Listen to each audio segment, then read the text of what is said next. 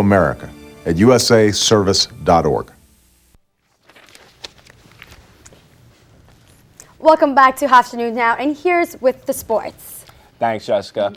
The Hofstra men's basketball team rebounded from a 3-game losing streak with a 67-60 victory over Wagner College this past Friday at the Max Sports Complex.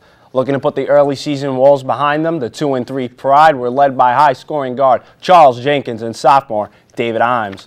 Jenkins scored 17 of his team-high 19 points in the second half, while Imes chipped in with 14 points and 17 rebounds. The Pride got a huge contribution off the bench from freshman forward Stefan Wanconi, who chipped in with 10 points and 13 rebounds, including a late free throw that sealed the game for the Pride.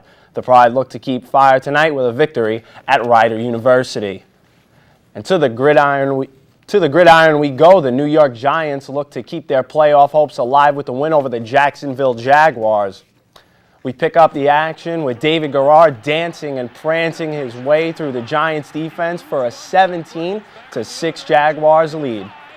But the Giants stormed back like a boss. Kevin Boss scored the game winner, giving the Giants a 24-20 lead, and the Jaguars had one final chance late in the game, but the defense put an end to David Garrard's happy feet, forcing him to fumble the ball and the game away. The win lifted the Giants into a first-place tie in the NFC with a 7-4 record. You know, this was a big one, and you know, we kind of did what we said we were going to do. We simplified some things a little bit. We moved the ball really well as an offense. You know, we've been really good.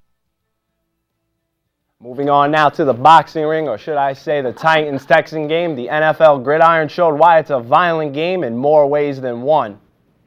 The Texans shut out the Titans in Houston 20-0, but not before the fireworks between wide receiver Andre Johnson and cornerback Cortland Finnegan. Finnegan is known around the league as a dirty player, but it was Johnson who had him eating the turf. Johnson landed a right hook that would make Manny Pacquiao proud, as both players were ejected from the game. No word yet if Don King has booked round 2.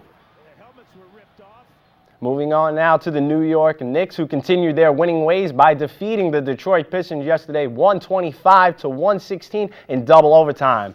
This was the Knicks' 6th win in their last 7 games.